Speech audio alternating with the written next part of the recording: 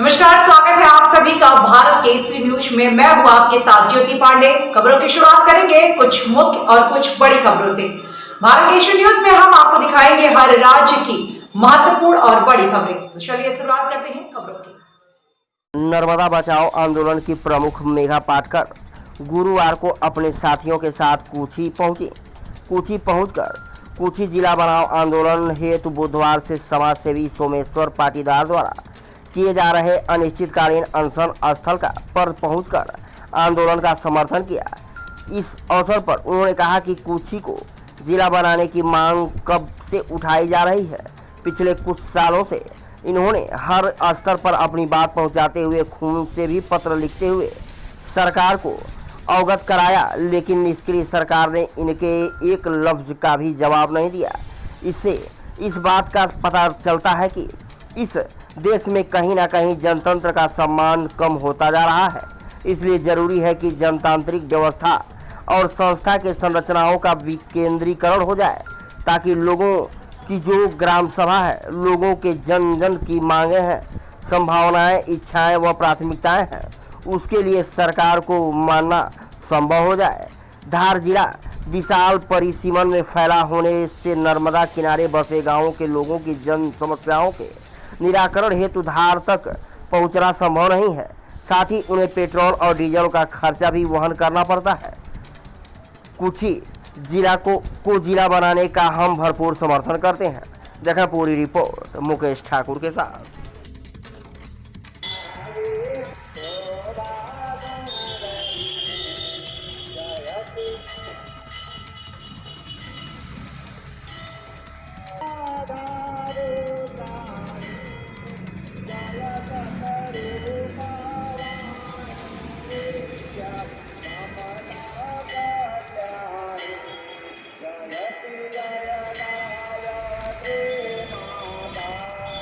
न्यायपालिका का, बाजार का, लेकिन आदिवासी और निमाड़ी सभी समुदायों के लोग कुक्षी में एकजुटता के साथ अपने बहुत सारे कारोबार करते रहे।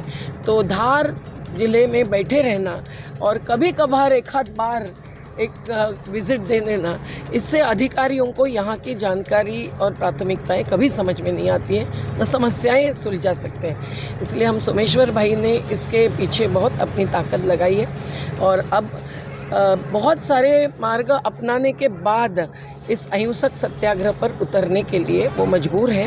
और कुक्षी तहसील के शहर के वासी ही नहीं, ग्रामवासी भी इनका पूरा समर्थन करते हैं। तो हम नर्मदा बचाओ मानव बचाओ वाले सभी साथी तो इसका निश्चित ही समर्थन करते हैं, उनको सलाम करते हैं। दीदी तो दोनों प्रकार का हो सकता है।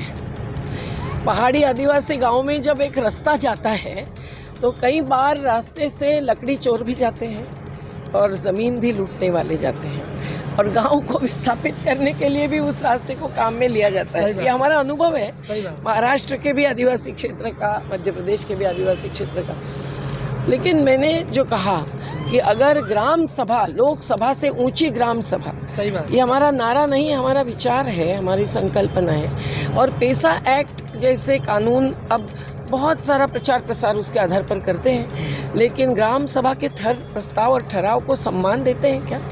आज कुक्षी की नगर पालिका में अगर एक रेफरेंडम भी ले जाए, जनमत कॉल लिया जाए इस मुद्दे पर, तो हम मानेंगे कि कुछ जनतांत्रिक प्रक्रिया का अवलंब किया जा रहा है, लेकिन ऐसा नहीं हो रहा है। तो संसद भवन जब चमकीला होता है उसका मतलब जनतंत्र चमकता है, ऐसा नहीं होता है। अंदर क्या चलता है इससे महत्व होता है। यहाँ ये नहीं होना चाहिए कि जिला बन गया इसलिए विकास के नाम पर आदिवासियों की ज़मीन, किसानों की खेती, नर्मदा जैसी नदी और जल लूटने वाले लोग आ जाए और वो गांव के गली में पहुंच जाए।